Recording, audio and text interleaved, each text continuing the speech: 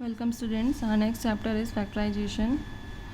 Now what are factors? You already know factors are any numbers. Suppose you need to find a factor of 25. So all those numbers by which 25 is completely divisible, all those numbers would be called its factors. So the factors of 25 would be what?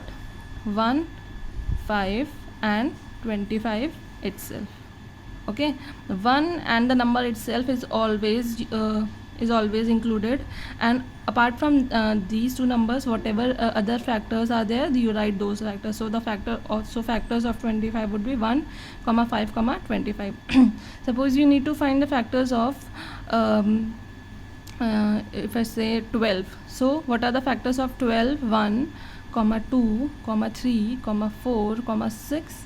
Then after 6 it is directly 12. So the number itself and 1 again is included here, and apart from these two numbers, all the other numbers by which 12 is divisible is also included. So these numbers will be called factors of 12. Similarly, in the same way, we do factorization of algebraic expressions also. When an algebraic expression is expressed as the product of two or more expressions, then each of these expression is called factor of the given expression. Okay, any algebraic expression, for example 12x square y, is expressed as the product. ठीक है, product मतलब multiplication product of two or more expressions. So 12 can be broken down into 3 4 the 12, or 4 more further can be broken down into 3 into 2 into 2. Okay, so 3 into 2 into 2, then x square can be broken down into x dot x and then y. So all these numbers are joined by this multiplication sign. So they are the product. Okay, and they are product of two or more than two expressions. So here more than two expressions are there. So all these are 3, 4, x, y are factors of this expression 12x square y. Suppose you want to take some other example, like 16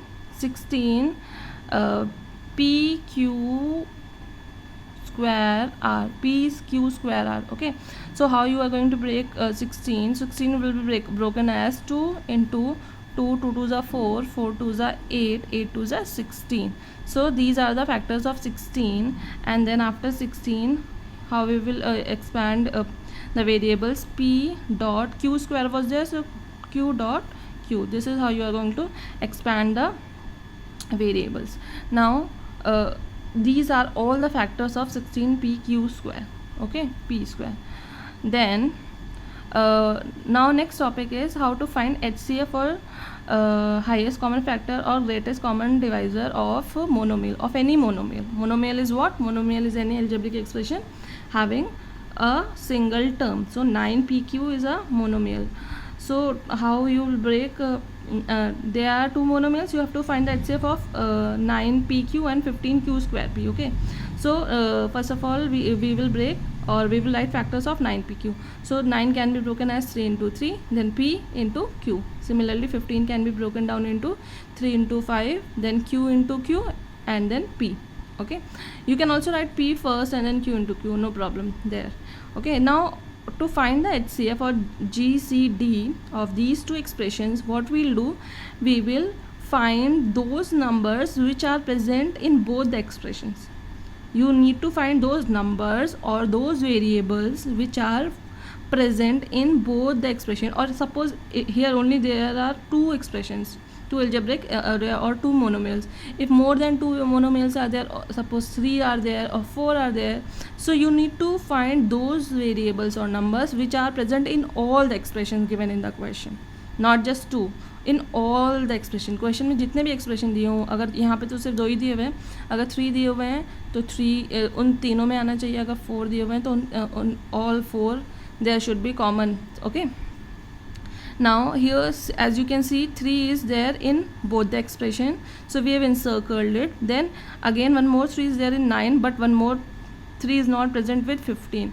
Again 5 is present in 15, but 5 is not present with 9, so we will not mark these two. Then p is present with 9pq also, and p is present with 15q square p also, so I have encircled that. like so. And q is present with 1q is present with 9 also, and 2q are present with 15q square p. So 1 is here also, 1 is here also, so we will encircle 1. ठीक है, जितनी चीज़ें दोनों के पास, अगर एक के पास एक क्यू है दूसरे के पास 2 क्यू है तो हम एक एनसर्कल करेंगे. ठीक है, एक जिसके पास एक्स्ट्रा है you leave that. So the HCF of 9PQ, 15Q square P would be whatever you have encircled, 3PQ. Okay, this is how you are going to find. Moving to, if suppose you need to find the GCD of 3 expressions. Okay, so to do so, suppose first is 16m square. So you will break 16 into 2 into 2 into 2 into 2, and then m square as m into m. And then you will break 24 into 2 into 2 into 2 into 3, and then m cube as m dot m dot m. 44 into 2 into 2 into 11, and m will be written as. So to find GCD or HCF, okay, these are both same thing. आप HCF भी लिख सकते हो, GCD भी लिख सकते हो, करना एक ही चीज़ है. So we'll start finding those numbers which are common in all the 3 expressions. So here 1 2 is there, ये 1 2 तो तीनों के पास है, so encircle it. Again one more 2 is there with all the 3 expressions, encircle it. Then 2 is there with next to expression but not present in the third expression, so we will not take that 2. Now come to the variables. M is present, 1m is present with all the 3 expressions, so encircle that. And then no more m are present with 44m, so no more m will be encircled. So what do you have encircled? 2 into 2 m, so 2 into 2m, that would be 2 to the 4m. So the HCF of these 3 expression is 44, the HCF of these expressions is 4m. Moving to the exercise 13.1, we will continue with the same question, same type of question. You need to find the HCF. Okay, so first question is 9ABC and 15BC. So doing it in the same way, first we are going to expand 9ABC. So 9 will be expanded as 3 into 3 AB, and 15BC will be written as 3 into 5 B cross C or B dot C. Okay, then encircle the common numbers and variables. So 3 will be encircled here, and B will be encircled here. So what is the HCF of 9AB 15BC? 3B. So 3B is the HCF. Or only the common factors would be picked up. Okay, now next part of the same question is 14x cube y cube, 21x cube y square, 35x raised to the power 6 y raised to the power 6. So again, first of all we are going to break 14, 2 into 7, then x cube will be written at x dot x dot x, y cube y dot y dot y. Now 21, so 3 into 7 is 21, then x cube x dot x, then y square y dot y. Now 35, so 5 into 7 is 35, then x raised to the power 6, so 6 times x you will write, and then y raised to the power 6, y times 6 times y you will write. Now encircle whatever is common. So 7 is present in all the 3 expressions, encircle that. Then 1x is there in all the 3 expressions, another x is also there in all the 3 expressions, and one more x is there present in all the 3 expressions. After 3 x's, only 35x raised to the power 6 is having x, and no other expression is having. Similarly, come to the y variable. You will encircle 1 by, okay, because it is present in all the 3 expressions. Similarly, one more y, because it is present in all the 3 expressions. After that you will not mark, because the middle term 21x square y square does not has any more y, so we will stop there only. So what are the expressions, what are the numbers and variables we have encircled? 7 x dot x dot x, y dot y, which is 7x cube y square. Okay, next part of this same question is 24a square b minus 16 abc, 32a square b square c square, 36a b square c square. So here they have used 4 expressions. Okay, so we will do it in the same way. 24 will be written as 4 into 6. Okay, a square b, a dot a, and then b. Just keep a little gap between different variables, so that you write each variable one below the other. that would be easier for you to encircle, but otherwise you will keep doing that zigzag to find the common variables. Minus 16 ABC. So since minus sign is there, we will put a minus here also. 16 will be broken into 4 into 4, and then ABC. So A is here, B is here, C is here. Then 32, A square, B square, C square. So 32 is written as 4 into 8, A into A, B into B, C into C. Then 36, A, B square, C square. So 36 is broken into 4 into 9, A, B dot B, C dot D. Now all you need to do is encircle the common factors. So 4 is present in all the 4 expressions, encircle it. Then A is present in all the 4 expressions.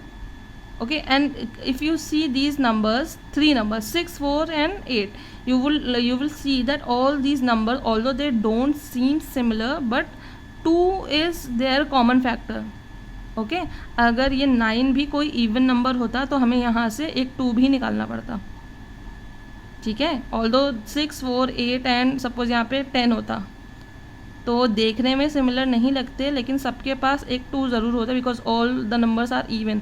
तो आप break इस तरह से करेंगे कि आप देखिएगा कि और कुछ तो कॉमन नहीं आ रहा है.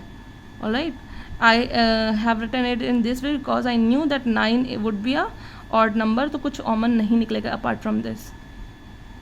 Now, A is present here, then encircle B and C.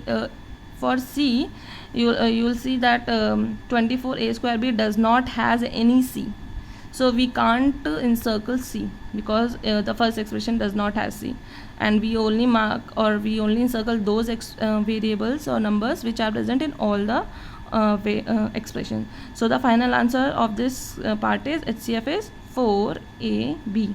Okay, 4AB. Next question is about factorization. So first part is 1 plus A plus AC plus A square C.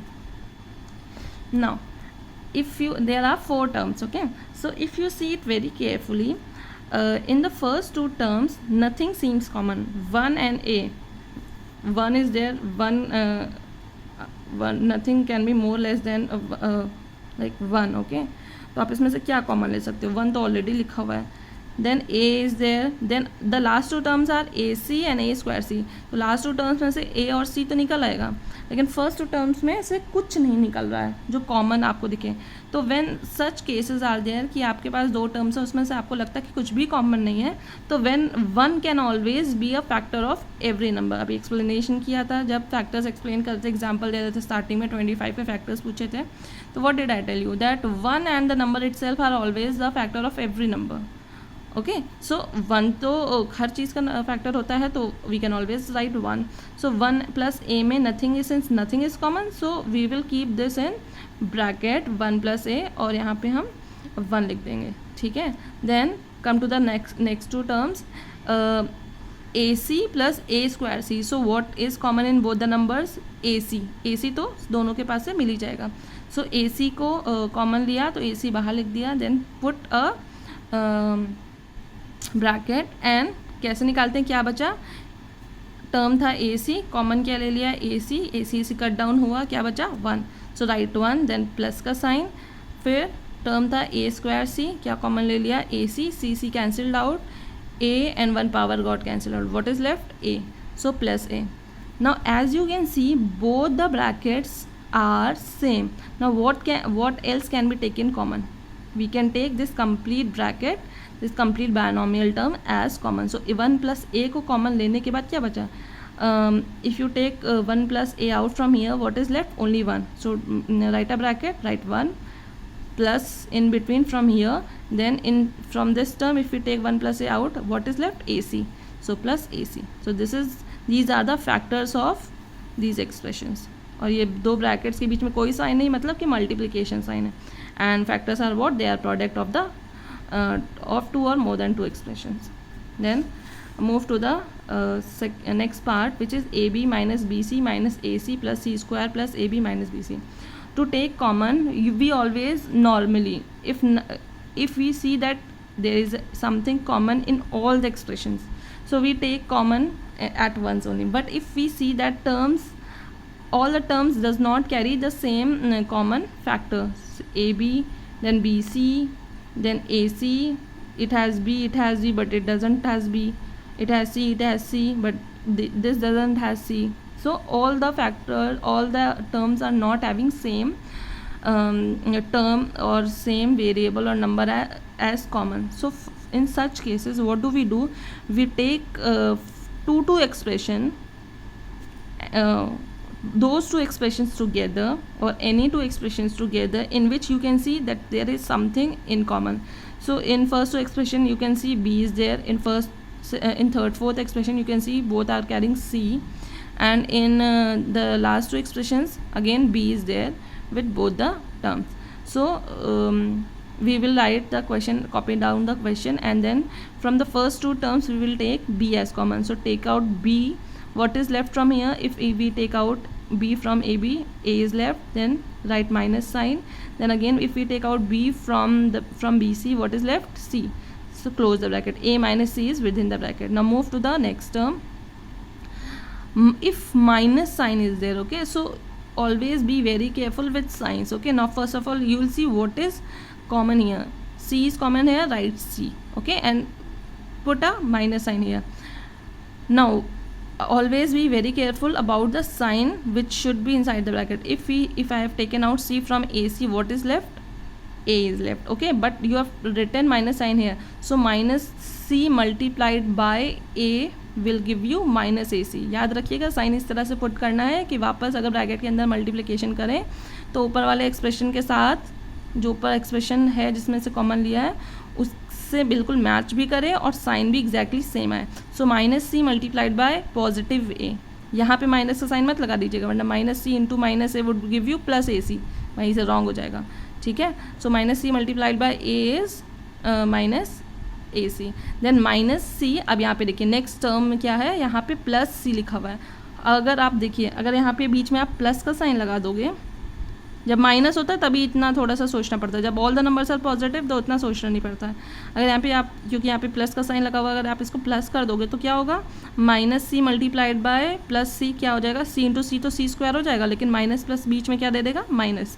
So wrong हो जाएगा sign. तो अगर minus का sign bracket के बाहर निकाल लिया है, ठीक है, या इस तरह इसको बोलते हैं you have taken the sign common. जब आप माइनस का साइन कॉमन ले लेते हो तो ब्रैकेट के अंदर जो टर्म्स होते हैं उनके साइन ऑपोजिट हो जाते हैं, जो कि हम लोगों ने सब्ट्रैक्शन में पढ़ा है. तो माइनस ए सी में से पॉजिटिव ए निकलेगा और प्लस सी स्क्वायर में से माइनस सी निकलेगा. ठीक है, साइन ऑपोजिट हो जाते हैं जैसे ही हमें माइनस का साइन कॉमन लेना पड़ता है. ठीक है, keep this in mind because this thing taking minus sign as common we will be using more also in further question. Then plus B, अब इन दोनों एक्सप्रेशन में से will take out, this is positive, so plus B will take common and A minus C. One more thing that you should keep in mind while taking common is that when you are taking common, after taking common, that whatever is left inside the bracket is always same. ठीक है, आपको ये याद रखना चाहिए कि most of the cases में after taking out common, आपके ब्रैकेट के अंदर यहाँ पे बी कॉमन ले लिया, सी कॉमन ले लिया, देन बी कॉमन ले लिया, इसमें कॉमन लेने के बाद जो ब्रैकेट के अंदर बचता है वो तीनों ही ब्रैकेट में सेम होता है.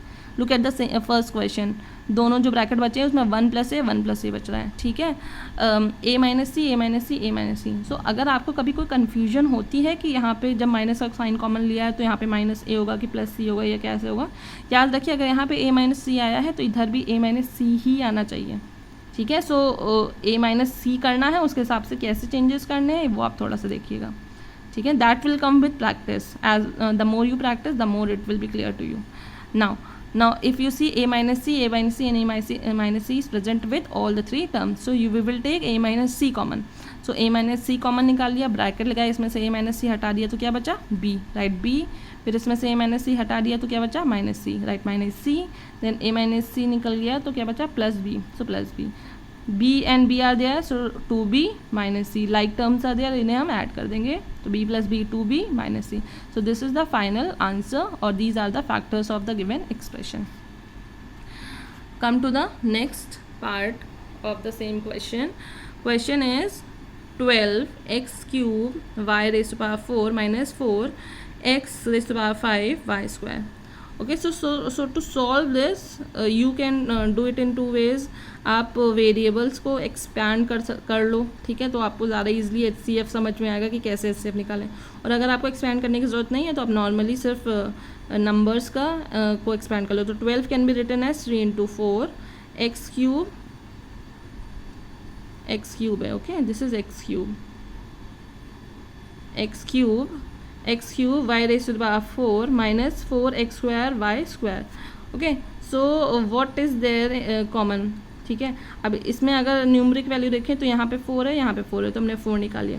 यहाँ पे x raise to the power 3 है, यहाँ पे x raise to the power 2 है. तो मिनिमम जो दोनों के पास हो 3 में से 3x निकल आएंगे, 2x में से सिर्फ 2 निकल आएंगे. तो 2 तो इसके पास है, यहाँ पे 3 है, इसमें से 2 निकल ही सकते हैं. So x raised to the power 2 common, then y raised to the power 4, y raised to the power 2. It has 4 y's, it has only 2 y's. So हम लोग y raised to the power 2 को common लेंगे. y raised to the power 2 common निकाल लिया. Now what is left? y is not here, 3 लिखेंगे. x cube था, x square common निकाला तो यहाँ पे x भी बचेगा. ठीक है, then minus then y raised to the power 4 में से y स्क्वायर कॉमन निकाल लिया तो y raised to the power 2 बचा. Now come to the next term 4x square y square. Exactly जो लिखा हुआ सारा का सारा कॉमन चला गया. ठीक है, 4x स्क्वायर वाई स्क्वायर सारा का सारा तो बाहर कॉमन निकाल लिया. सो व्हाट इज लेफ्ट? 0 नहीं बचेगा. आपको लगता है कि जितना लिखा सब निकाल लिया तो 0 बचा. नहीं, अगर 0 बचेगा तो 4x स्क्वायर वाई स्क्वायर को 0 से मल्टीप्लाई करोगे तो यहाँ पे 0 आएगा. 1 बचता है. ठीक है, जब कॉमन सब कुछ ले लिया तो क्या बचा? 1 बचा. कैसे पता? 4x स्क्वायर वाई स्क्वायर लिखा हुआ था, इसमें से कॉमन ले लिया 4x square y square.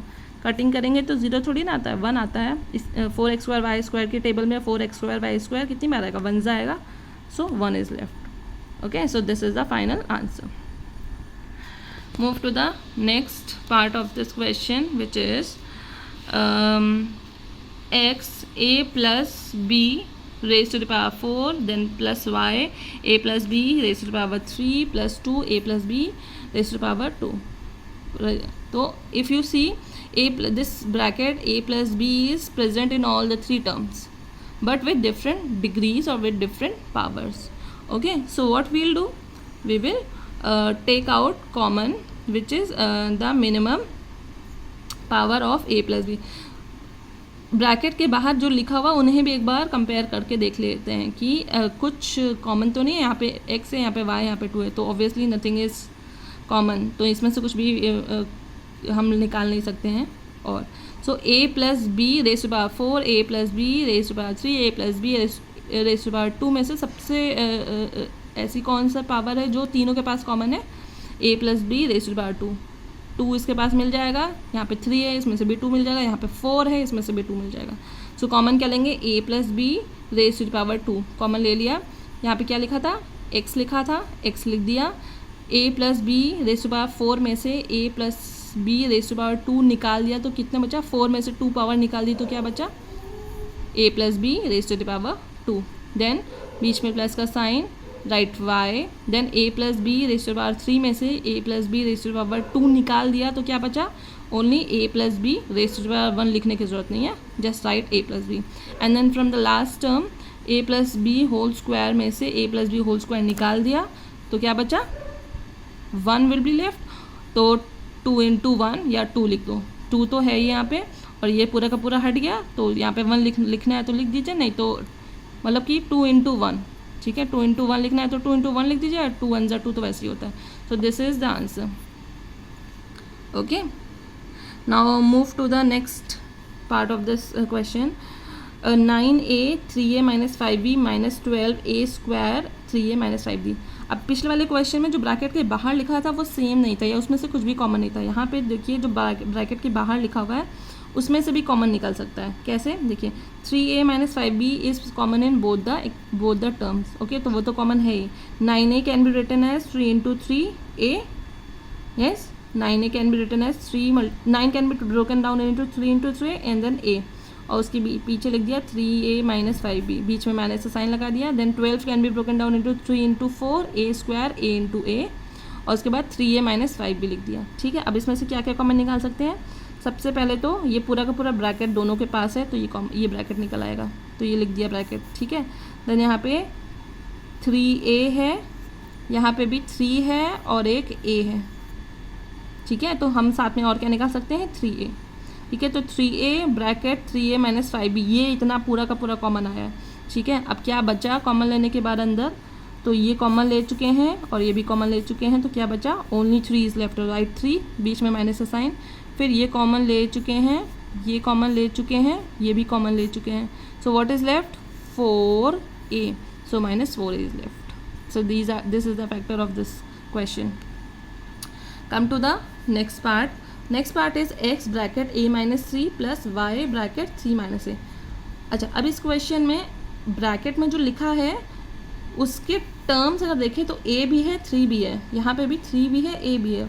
The only difference is कि साइन उल्टे हैं, यहाँ पे पॉजिटिव है, यहाँ पे नेगेटिव है, यहाँ पे नेगेटिव 3 है, यहाँ पे पॉजिटिव 3 है.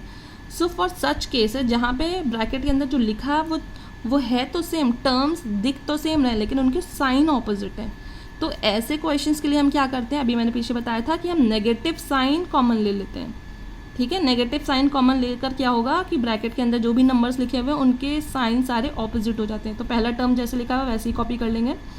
Then x a minus 3. अब यहाँ पे क्या है, हमें इस ब्रैकेट को इससे मैच कराना है. अगर मैच नहीं करेंगे तो कॉमन कैसे लेंगे, ठीक है, तो मैच कराना है विथ साइन. ओके, ऐसा नहीं कि ऑपोजिट साइन है तो भी सेम चल गया, नहीं, विथ साइन मैच करना चाहिए.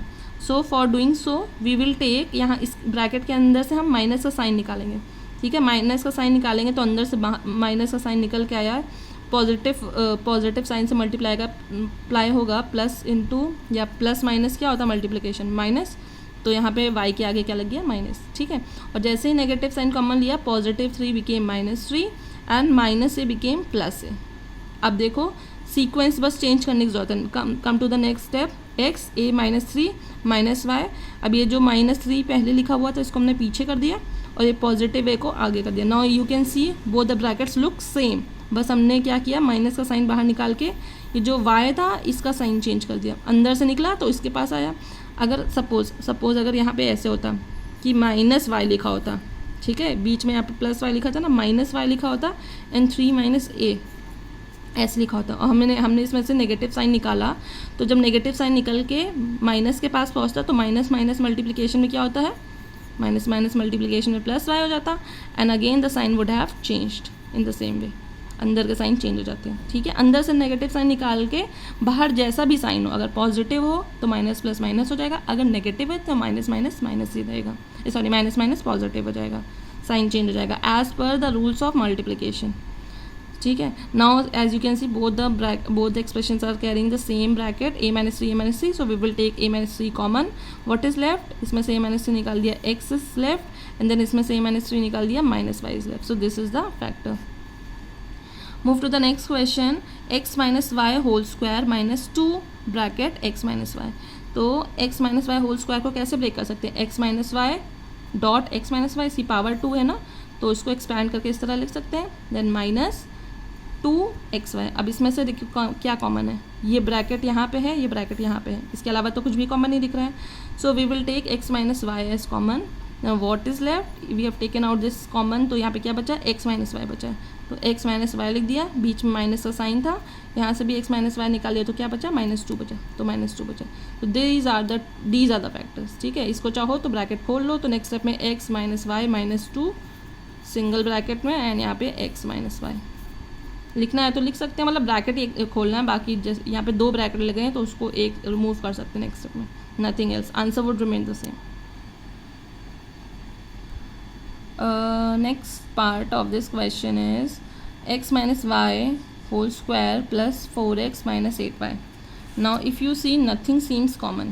इसमें तो कुछ भी कॉमन नहीं दिख रहा है, इन दोनों में कॉमन निकल सकता है क्या, 4 एंड 8. 4 और 8 में कॉमन क्या दिख रहा है, 4 तो दिख ही रहा है, इसके 4 के टेबल में 4 आता है और 4 के टेबल में 8 भी आता है.